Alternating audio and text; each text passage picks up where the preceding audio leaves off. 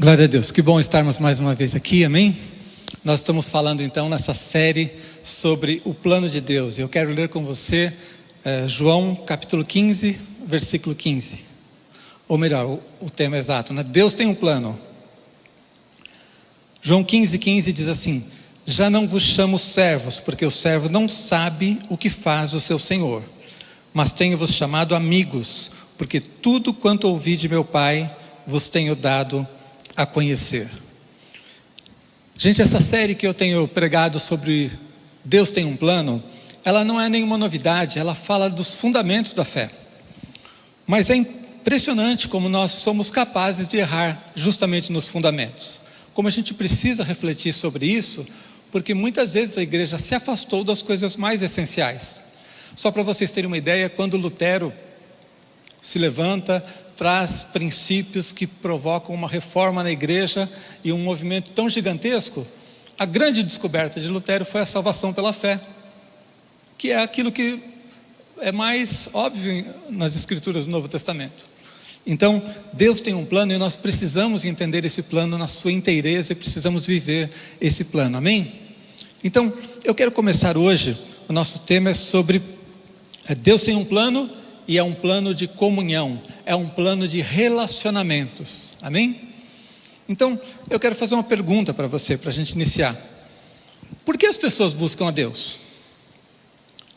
Quais são os principais motivos pelos quais vocês acham que as pessoas buscam a Deus? Ou para ficar mais direto e prático, por que é que você busca a Deus? Como é que foi na sua experiência, quando você se converteu? O que é que te levou a buscar a Deus, a vir à igreja? O que é que foi? Algumas pessoas buscam a Deus por medo. Estão com medo de ir para o inferno, estão com medo das consequências dos seus pecados e buscam a Deus por medo. Outros buscam por religiosidade.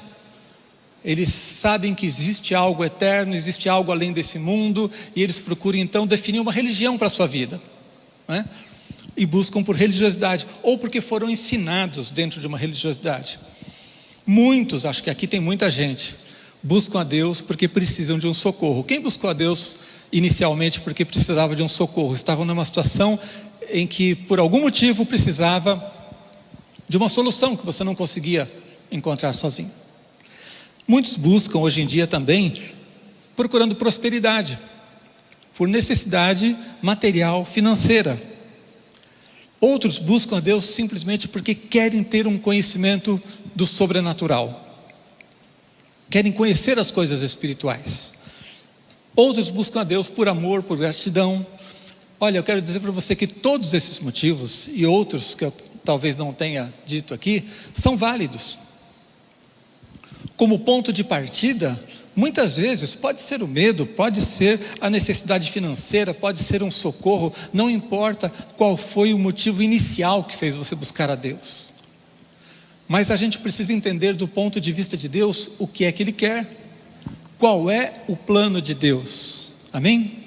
E aqui eu queria lembrar mais uma vez a Marlena dirigindo louvor. Eu não preciso conversar com ela, não preciso ligar para ela, eu não preciso dizer qual é o tema, porque Deus vai lá e fala tudo antes. Então, quando começou o louvor aqui, eu pensei, a primeira música vai ser excelente para a gente cantar no final. Aí depois eu pensei, não, agora é a última. Não, qualquer uma, pode escolher, Marlena. Porque todas elas falavam sobre relacionamento com Deus. Todas elas falavam sobre comunhão. Amém? Então, eu quero dizer para você, Deus tem um plano, e esse plano é de comunhão, esse plano é de relacionamento. Se você buscou a Deus inicialmente por causa de um socorro, não tem problema, Deus tem o socorro, amém? Mas Deus não quer só ser o seu pronto-socorro. Se você buscou a Deus porque precisava de algum recurso material por prosperidade, não tem problema. Deus é o dono do ouro e da prata e Ele tem prosperidade para a sua vida, mas Deus não é simplesmente um seguro contra a pobreza. Se você buscou a Deus por um problema de saúde, Ele é Rafá, Deus que cura. Mas Ele não é também o nosso pronto-socorro para as nossas dores, para as nossas doenças. Você precisa entender que Deus quer muito mais. Deus quer ter relacionamento conosco. O plano de Deus, desde o início, na criação, era se relacionar com o homem, era demonstrar o seu amor, era se relacionar. Ele criou o homem como um ser capaz de se relacionar, para que pudesse manter essa comunhão. E quando entrou o pecado no mundo, Deus nunca desistiu do seu plano. E Ele foi providenciando meios para que nós pudéssemos nos voltar a Ele, nos relacionar com Ele. E o que é a vida eterna que nós vamos ter diante do Senhor? Relacionamento eterno, vida eterna na presença de Deus. O que é salvação? Vida eterna na presença de Deus. O que é perdição? Separação eterna de Deus. Então todo o plano de Deus sempre foi comunhão, sempre foi relacionamento. E se você se relacionar com Deus em outra base, você está perdendo, e perdendo muito. Você não está entendendo o plano de Deus. Amém? Então eu quero falar com vocês hoje sobre Deus tem um plano, e é um plano de comunhão. Deus tem um plano, é um plano de relacionamento. Amém? Primeiro argumento, primeira ideia que eu quero trazer para vocês aqui é a respeito do maior mandamento. A primeira prova, a primeira demonstração de que o plano de Deus é um plano de comunhão, um plano de relacionamento, é o primeiro mandamento, o maior de todos os mandamentos. Está lá em Mateus 22, 35 a 40.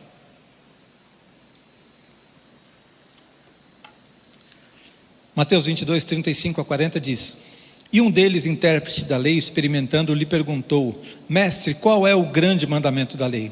Respondeu-lhe Jesus: Amarás o Senhor teu Deus de todo o teu coração e de toda a tua alma, de todo o teu entendimento.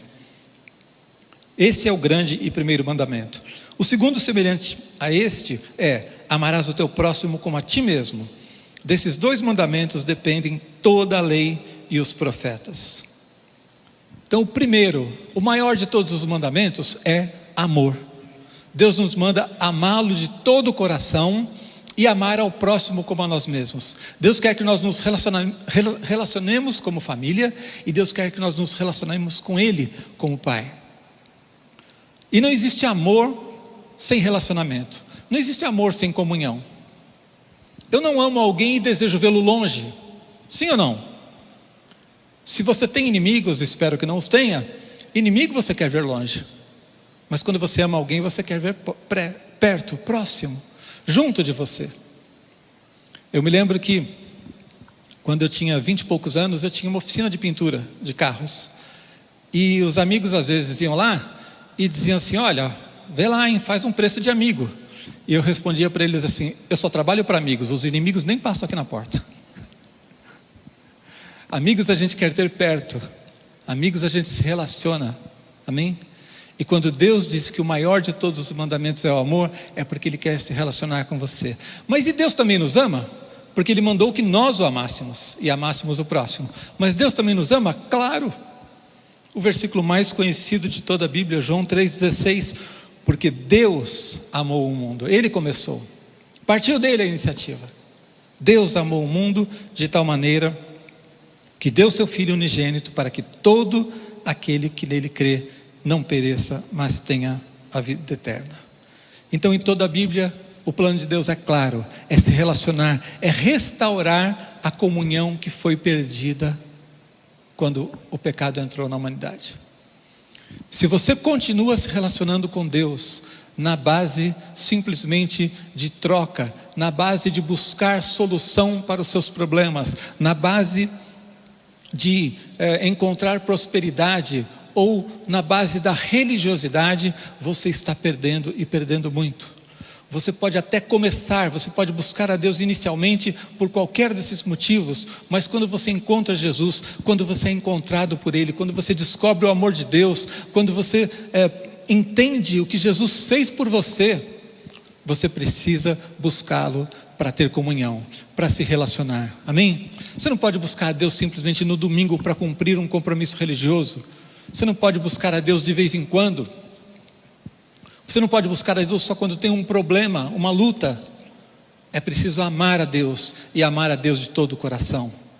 Você vai procurar vencer o pecado, não simplesmente porque é algo errado, mas porque você ama a Deus e porque o amor de Jesus está no seu coração e por causa desse amor, você quer estar na presença de Deus. Amém?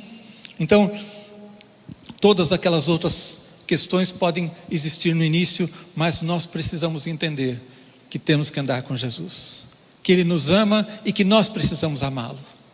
O medo e a religiosidade muitas vezes têm substituído esse relacionamento de amor. E quando a gente se relaciona por medo, por religiosidade, a gente acaba se afastando de Deus.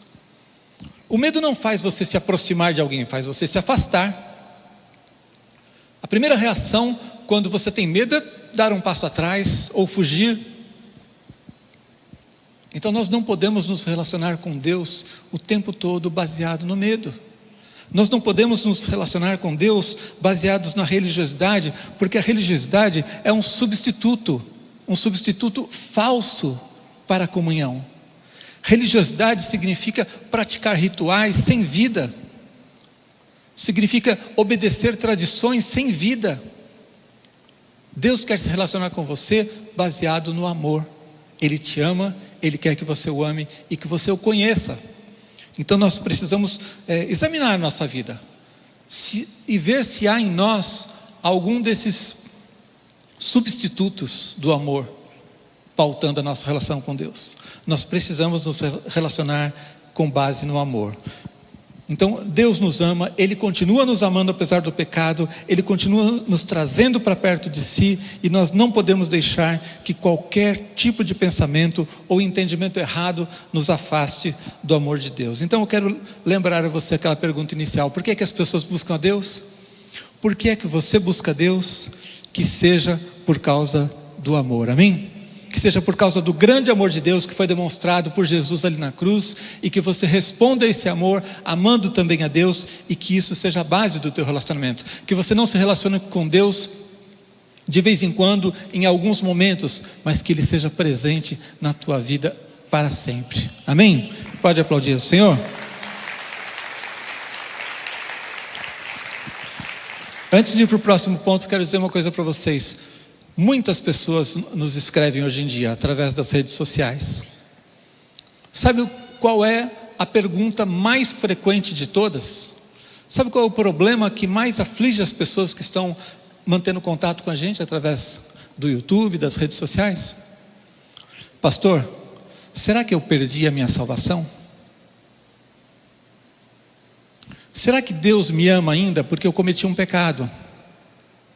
Será que eu cometi o pecado imperdoável? Será que o Espírito Santo ainda habita em mim? Ou ele se entristeceu e foi embora? Quando nós nos relacionamos com Deus na base do medo e da religiosidade, esse tipo de pensamento vai vir sempre à tona. Porque nenhum de nós é perfeito. E nenhum de nós é capaz, pelos seus atos, de merecer a bênção de Deus ou merecer o céu, a eternidade.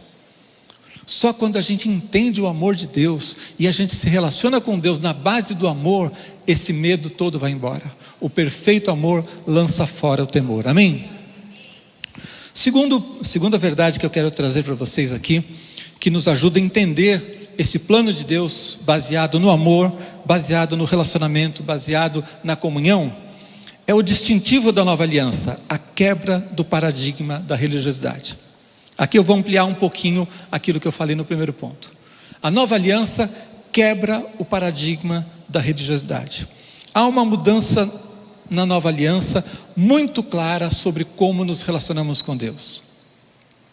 É muito importante você entender que a revelação de Deus é progressiva. O homem caído não podia entender todo o plano de Deus. E Deus foi revelando o seu plano de uma maneira gradual, progressiva. E o máximo, a plenitude da revelação de Deus é a encarnação de Jesus. Hebreus diz que Deus nos falou muitas vezes pelos profetas, aos nossos antepassados, e hoje Ele nos fala em Jesus. A nova aliança é superior à velha aliança. A velha aliança foi trazendo elementos, trazendo revelação, e nós temos o máximo então da revelação de Deus, o máximo do entendimento da vontade de Deus, do plano de Deus em Jesus. Então, quando nós olhamos para isso, nós percebemos claramente que as pessoas se relacionavam com Deus de uma maneira religiosa. A coisa mais importante nos tempos antigos era cumprir a lei, os mandamentos e os rituais todos que eram apresentados. Eu não estou dizendo que a velha aliança estava errada, ela era perfeita no momento em que ela foi destinada. Ela era perfeita para aquele momento inicial, para começar a trazer os homens para Deus, para revelar as coisas aos homens, para revelar Deus aos homens. Mas à medida que ela foi progredindo, no próprio Antigo Testamento, você percebe a revelação progressiva.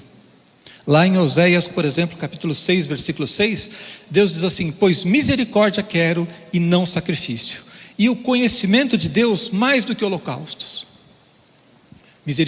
Misericórdia quero e não sacrifícios. Quando eu li esses textos na primeira vez, quando eu li Isaías, fala muito sobre isso, não é? Deus dizendo assim: eu não quero que vocês venham oferecer sacrifícios.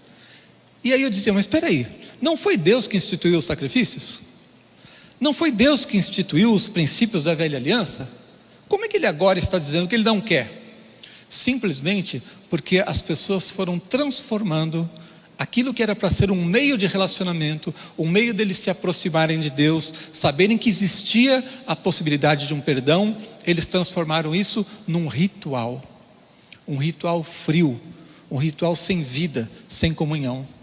Então, mesmo na velha aliança, há uma progressividade na revelação. E chega um momento em que Deus diz assim: eu não estou pedindo para vocês sacrifícios, eu estou pedindo que vocês mudem o seu coração. Eu quero misericórdia e não sacrifícios. Quero que vocês amem uns aos outros e que vocês amem a mim. Porque o primeiro e grande mandamento já estava na velha aliança: amar a Deus acima de todas as coisas, ao próximo como a ti mesmo. E eles estavam esquecendo das coisas mais importantes e transformando tudo num ritual. E quando nós chegamos ao Novo Testamento, então, em João 13:34, Jesus diz assim: novo mandamento vos dou, que vos ameis uns aos outros, assim como eu vos amei, que também vos ameis uns aos outros. Parece que aqui Jesus amplifica ainda mais, né? Eu não só devo amar ao próximo como a mim mesmo, mas eu devo amar como Jesus amou. Então toda a revelação vai progredindo para que na nova aliança nós cheguemos ao máximo do entendimento. E qual é o máximo do entendimento sobre a vontade de Deus? O plano de Deus é um plano de comunhão. O plano de Deus é um plano de relacionamentos. O plano de Deus é demonstrar o seu amor e fazer com que nós possamos viver eternamente na sua presença, numa comunhão plena. Amém? Glória a Deus. Mas então significa que os mandamentos da velha aliança, os mandamentos morais, não têm valor? Não, não significa que não tem valor. Mas até mesmo eles só têm valor quando são praticados por amor. Você deve conhecer 1 Coríntios 13, o texto que diz, aquele texto lindíssimo que fala sobre a primazia do amor, e que ele diz que eu posso até dar o meu corpo para ser queimado, e se não for por amor não vale nada. Então hoje nós precisamos entender que a nova aliança nos coloca num outro patamar de revelação e de conhecimento. Eu sou discípulo de Jesus e não de Moisés. Amém? Moisés é importante dentro do plano de revelação, no exemplo de vida, nos princípios que viveu na presença de Deus, nos princípios que Deus nos trouxe inicialmente, mas as coisas foram caminhando para um ápice que é Jesus. E quando eu olho para Jesus, eu entendo a maneira como Deus quer se relacionar conosco hoje. Se eu, como um crente, como alguém que vem à igreja, como alguém que crê em Jesus, me relacionar com Deus somente na base de Moisés, na base da lei, eu vou viver cheio de dúvidas. Como as pessoas têm dito: será que eu perdi a salvação? Será? Cheios de temor, de angústia. E Jesus veio para quebrar isso, para anular isso. O amor de Deus foi derramado de maneira abundante sobre as nossas vidas. A graça de Deus foi derramada de maneira abundante sobre as nossas vidas. O maior distintivo da verdade de Jesus, do Novo Testamento, em relação a tudo que você conhece por aí, é a graça. Em nenhum outro lugar existe graça. Todas as religiões são baseadas em fazer e receber somente. A graça aquele favor imerecido, aquele amor que a gente não mereceu e vem da presença de Deus, só existe através do sacrifício de Jesus. Então, lá em João 15, o texto inicial que eu li, diz: já não vos chamo servos, porque o servo não sabe o que faz o seu senhor, mas tenho-vos chamado amigos, porque tudo quanto ouvi de meu Pai vos tenho dado a conhecer. Quantos aqui creem que Deus é Senhor? Levante a mão. Todo mundo. Quantos aqui são servos de Deus? Que bom que você sabe disso. Mas Jesus está dizendo assim: eu já não vos chamo de servos, eu chamo vocês de amigos. Então é bom manter a ideia de servo. Sim, eu sirvo a Deus, portanto sou servo de Deus. Deus é Senhor, isso nunca vai mudar. Mas esse Deus que é Senhor e de quem nós somos servos, diz assim: mas eu trato vocês como amigos, tá bom? Amém? O povo na velha aliança tinha dificuldade até para entender Deus como Pai. É Jesus quem revela Deus como Pai, você sabia? Leia o Velho Testamento e você não vai ver quase nada da revelação de Deus como Pai. Deus era o Senhor dos exércitos, Deus era o eterno, mas Deus como Pai foi Jesus quem revelou. Então nós precisamos vê-lo como um Deus Pai, um Deus de amor, um Deus que nos chama de amigos, para que nós entendamos o que é a vida com Deus. O plano de Deus é um plano de comunhão, o plano de Deus é um plano de relacionamento. E a nova aliança quebra esse paradigma da religiosidade, baseado em rituais somente, e nos traz para uma comunhão viva. Vou contar uma ilustração para vocês. Quando nós estávamos lá na rua Pio XI, antes ainda do templo na Vila Leopoldina, nós fizemos uma reforma no templo. E um empreiteiro, uma pessoa que prestava serviços, veio lá para olhar as coisas. E ele não era um cristão evangélico, mas tinha alguma fé em Deus. E ele olhou para aquele galpão, não muito diferente desse aqui, mais simples, menor. E ele disse: olha, vocês precisavam fazer alguma coisa diferente. Por que vocês não levantam esse telhado? Eu falei: como assim levantar o telhado? Isso aqui é um galpão, já está construído. Sim, por que você não faz uma coisa grandiosa, suntuosa? Porque quando você entra num lugar assim grandioso, dá uma ideia da grandeza de Deus. E eu disse para ele: não é isso que a gente quer mostrar para as pessoas. A gente quer mostrar para as pessoas que isso aqui é um lugar onde nós estamos em família. A gente quer mostrar que Deus está perto e se relaciona conosco. Eles já sabem que Deus é grande, eles precisam entender que Deus está perto também.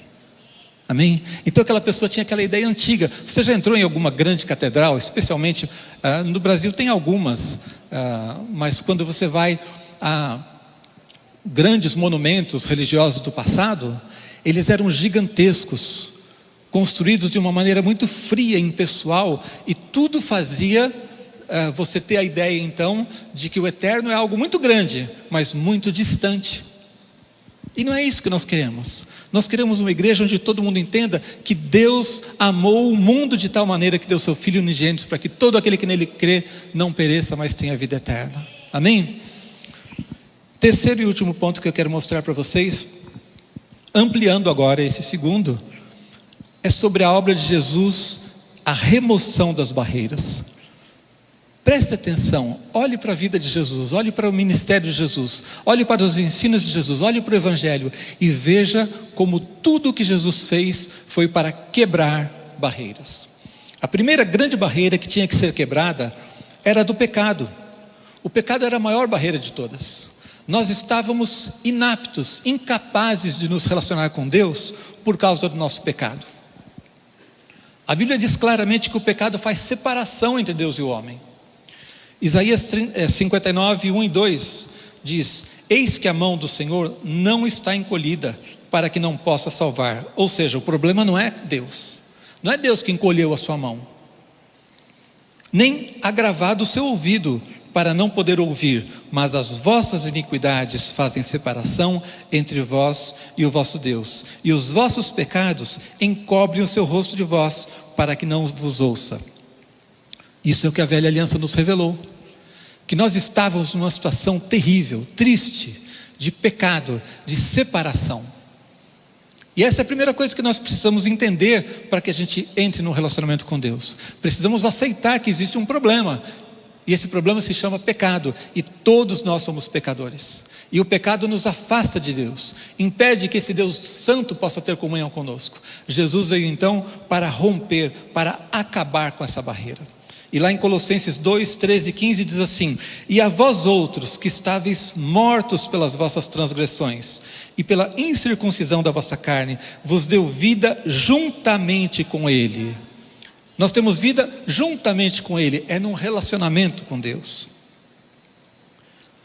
Perdoando todos os nossos delitos, repita, todos os nossos delitos. Tendo cancelado o escrito de dívida. Se foi cancelado, ninguém mais pode cobrar, amém? Se foi cancelado, não está mais na mão do diabo. Se foi cancelado, eu não tenho mais que viver com medo. Se foi cancelado, eu tenho acesso à presença de Deus por causa dos méritos de Jesus, amém? Cancelado o escrito de dívida que era contra nós e que constava de ordenanças, o qual nos era prejudicial, removeu-o inteiramente, encravando-o na cruz. Jesus foi lá e pregou na cruz. Tinha um contrato que dizia que você era devedor. Tinha um contrato que dizia que você tinha uma dívida e você não podia pagar. Jesus pegou esse contrato, rasgou e fincou ali na cruz. Então Jesus removeu a barreira do pecado que nos afastava da presença de Deus. E o versículo 15 diz assim: e despojando os principados e as potestades, publicamente os expôs ao desprezo, triunfando deles na cruz. Você sabe de quem Jesus está falando aqui? Quem que são principados, potestades? Está falando do diabo, dos demônios que antes afligiam a nossa vida. O diabo que é chamado de adversário, acusador. Sabe o que acontece quando o diabo tenta te acusar diante de Deus por causa dos seus pecados? Ele é envergonhado. O texto diz claramente que eles foram publicamente envergonhados, publicamente os expôs ao desprezo, triunfando deles na cruz. O sangue de Jesus anula o poder do diabo de trazer acusação contra a tua vida. Jesus removeu a barreira do pecado. Ele nos trouxe o perdão que nós não podíamos conquistar. Todas as pessoas que tentam se relacionar com Deus na base do mérito sofrem angústias, porque é impossível a gente fazer o suficiente para merecer o perdão de Deus. É impossível que a gente consiga viver uma vida tão santa, tão perfeita, que a gente tenha certeza de que somos agradáveis a Deus sem o sacrifício de Jesus. E todas as religiões que tentam criar uma maneira do homem chegar até Deus são um fracasso, porque nós não podemos chegar até Deus se Ele primeiro não descer até nós. E Ele desceu em Jesus.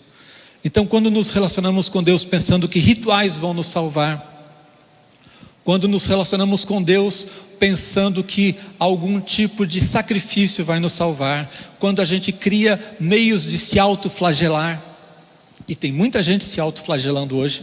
Talvez você não esteja se chicoteando, mas está se chicoteando emocionalmente, se ferindo através da culpa, se ferindo achando que você não merece nada e que você não tem a bênção de Deus e você se acomoda a uma vida infeliz, a uma vida miserável. Muitas pessoas estão tentando se chegar a Deus, se autoflagelando, se castigando. E o castigo que nos traz a paz estava sobre Ele. Foi pago por Jesus ali na cruz. Amém? Então nós precisamos nos relacionar com Deus baseados no amor. 1 Pedro 2,24 diz assim: levando Ele mesmo os nossos pecados em seu corpo sobre o madeiro, para que mortos para os pecados pudéssemos viver para a justiça, e pelas suas feridas fostes sarados, tendo despojado os principados e potestade, os exibiu publicamente e deles triunfou na cruz. Mais uma vez, o texto fala sobre vitória, sobre o perdão e sobre o diabo envergonhado ali na cruz. Então, Jesus quebrou a barreira do pecado que nos afastava de Deus. Todos nós somos pecadores e todos nós somos aceitáveis diante de Deus por causa do sacrifício de Jesus ali na cruz.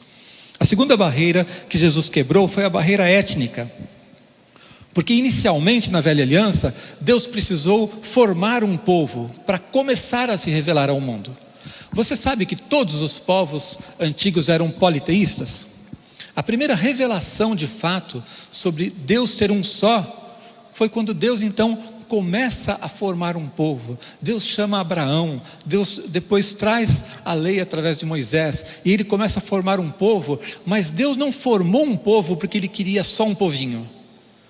O erro de Israel foi ter pensado que como eles eram o povo de Deus, então eles eram o único alvo da bênção de Deus.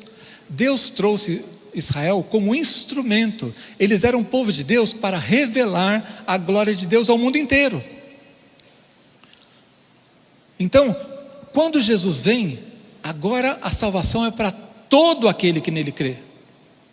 Não existe mais barreira étnica, não importa qual é a sua nacionalidade, não importa qual é a sua descendência, não importa em que lugar você vive. 1 João 5,1 diz assim: todo aquele que crê que Jesus é o Cristo é nascido de Deus, e todo aquele que ama ao que o gerou, ama também ao que dele é gerado. Você pode ser pobre, rico, de qualquer nacionalidade, não importa, jovem, velho, se você entregar o teu coração a Jesus, e você que já fez isso, você tem acesso pleno à presença de Deus. Deus não tem um povo de segunda classe, um povo de primeira classe, todos nós somos igualmente alvos da graça de Jesus, amém? Então a barreira étnica não existe mais. João 3,16 diz que Deus amou o mundo, não somente um povo, não somente as pessoas de uma determinada religião. Deus amou o mundo de tal maneira que deu o seu Filho unigênito, para que todo aquele que nele crê não pereça, mas tenha vida eterna. Então o caminho está aberto, e é por isso que a gente precisa pregar o Evangelho, porque as pessoas precisam saber.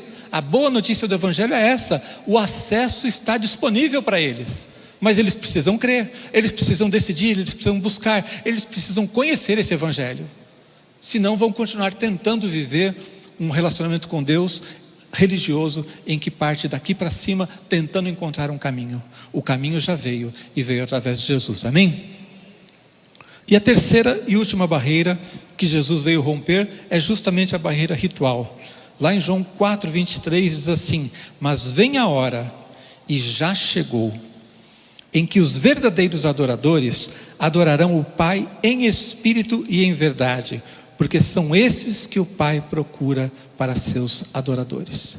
Veja o que Jesus estava revelando ali: chegou a hora em que os verdadeiros adoradores adorarão ao Pai em espírito e em verdade. Agora não estamos mais limitados a conhecer uma fórmula, não estamos mais limitados a um tipo de religiosidade, a um tipo de ritual. Olha, se você souber fazer tal ritual, você vai ser abençoado. Você conhece muitas ideias religiosas no mundo que são baseadas nisso? Existe um segredo espiritual que só os iluminados conhecem, não é? Aqui o segredo espiritual foi revelado para todo mundo. É a graça de Jesus. Não existe um ritual que vai nos fazer mais fortes, mais espirituais, de um nível superior aos outros. E tome cuidado, porque até mesmo dentro da igreja evangélica, as pessoas às vezes se convertem e traz o pensamento religioso errado que elas tinham no mundo para dentro da igreja, e começam a querer criar castas de cristãos, não é? Como se houvesse os mais iluminados e os menos. A iluminação vem através da palavra de Deus. A iluminação vem através do Espírito Santo que habita em todos nós. A iluminação vem quando você busca Deus e quer realmente conhecê-lo.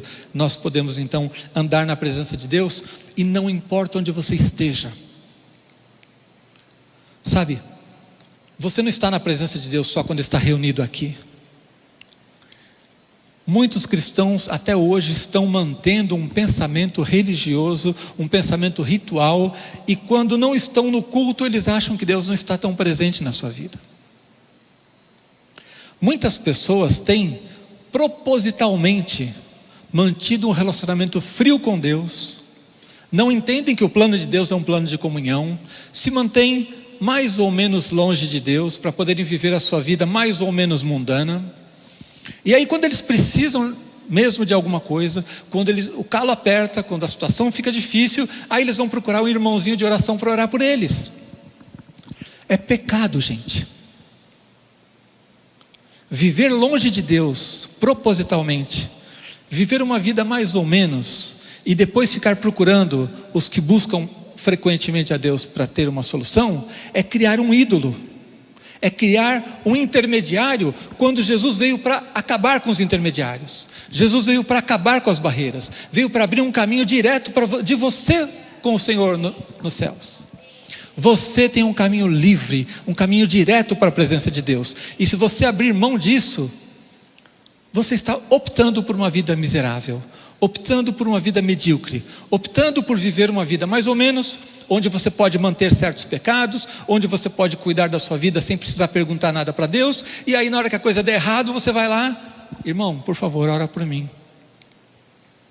Veja bem, não quer dizer que nós não podemos orar uns pelos outros, lógico, devemos orar uns pelos outros.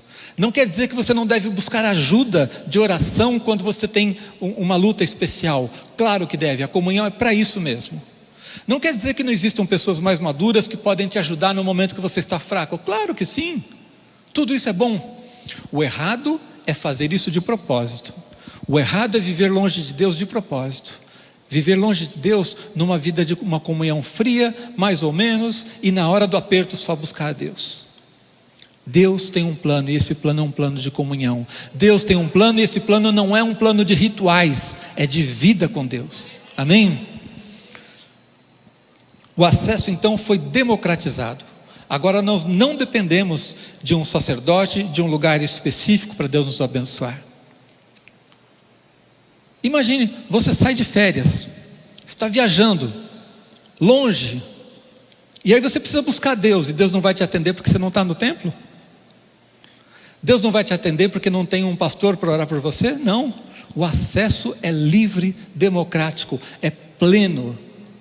Você tem acesso pleno à bênção de Deus, amém?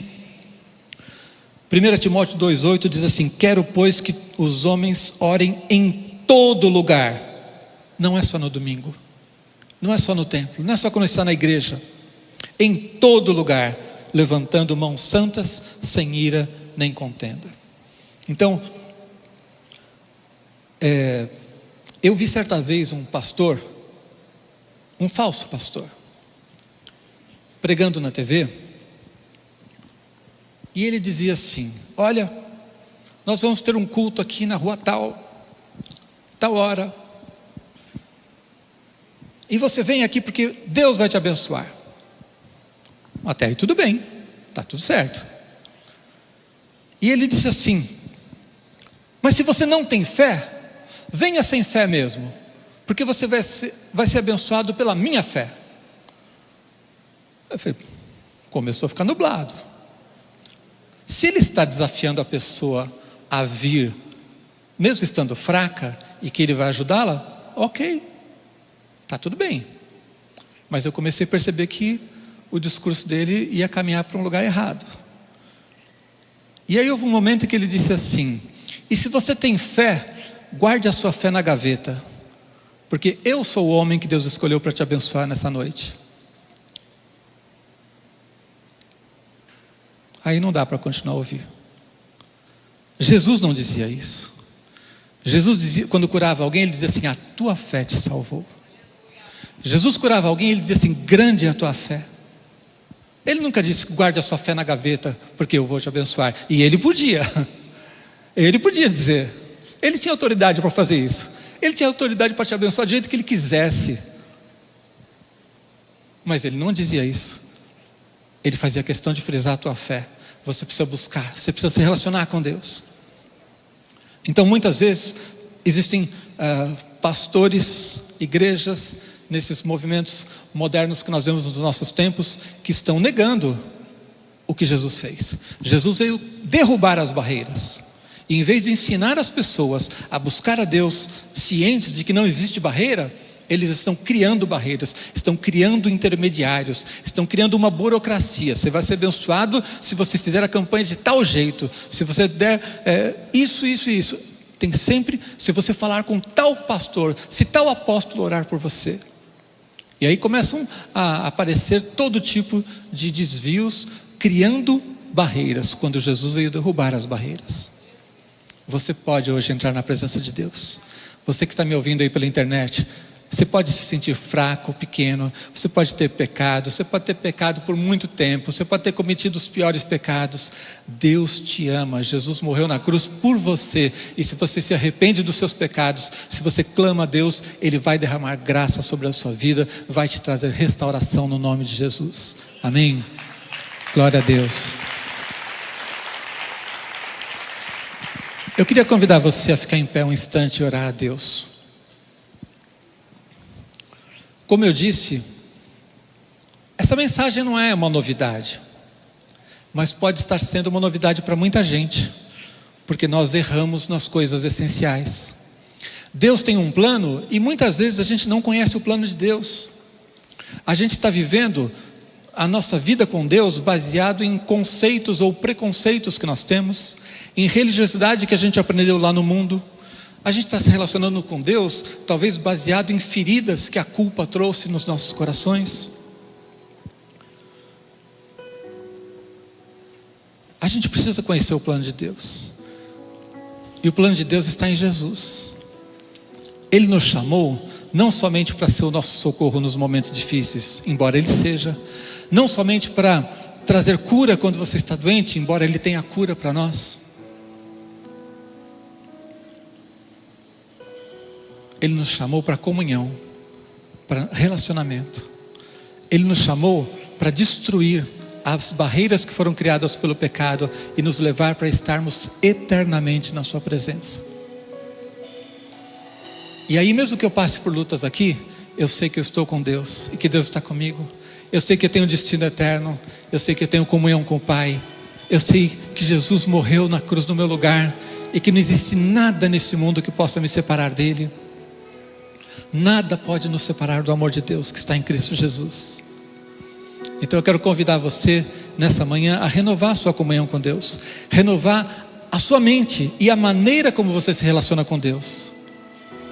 Não crie barreiras, não deixe que o diabo crie barreiras para a sua comunhão com Deus. Não crie você mesmo, optando por uma vida fria, morna, mais ou menos buscando a Deus e procurando a Deus só nos momentos de necessidade. Ande na presença de Deus e desfrute da comunhão que Ele tem para você, amém? Quero orar com você agora. Se alguém aqui, nós não temos visitantes hoje, mas talvez você já tenha vindo mais de uma vez à igreja e nunca tenha de fato entregado a sua vida a Jesus. Se você quer hoje começar esse relacionamento com Deus, receber essa graça, o perdão de Jesus, entregar sua vida a Ele. Se você quer fazer uma oração entregando a sua vida a Jesus, eu quero que você levante sua mão bem alto para que eu ore por você. Há alguém aqui hoje que quer fazer essa oração? Amém, glória a Deus, glória a Deus. Há alguém mais? Eu não estou vendo. Alguém mais hoje quer entregar seu coração, sua vida a Jesus? Você que está nos vendo pela internet, talvez até mesmo no futuro, assistindo essa gravação, você pode entregar o seu coração a Jesus. Basta uma oração dizendo: Jesus, entra na minha vida, perdoa os meus pecados. Faça essa oração junto comigo. Você que está tomando essa decisão, diga: Senhor Jesus, eu creio que na cruz o Senhor pagou o preço dos meus pecados. Eu creio que o Senhor veio para me trazer graça, para que através do teu sacrifício eu receba perdão e possa ter comunhão contigo. Eu te entrego a minha vida. Muito obrigado por me dar salvação, vida eterna, no nome de Jesus. Amém. Você que é servo de Deus que já entregou sua vida a Jesus, ore junto comigo agora também. Eu quero orar pela tua vida. Senhor, no nome de Jesus, abençoa cada um de nós, ó Deus, para que não estejamos escravos, presos a qualquer entendimento errado do Evangelho, para que não estejamos presos à religiosidade, para que não estejamos criando barreiras que o Senhor já derrubou. Abençoa cada um de nós para que saímos daqui conscientes e prontos para viver o plano do Senhor para as nossas vidas. O Senhor tem um plano de comunhão, um plano de relacionamento que ninguém aqui aceite menos do que isso, no nome de Jesus. Amém? Amém. Glória a Deus. Glória a Deus. Pode aplaudir o Senhor.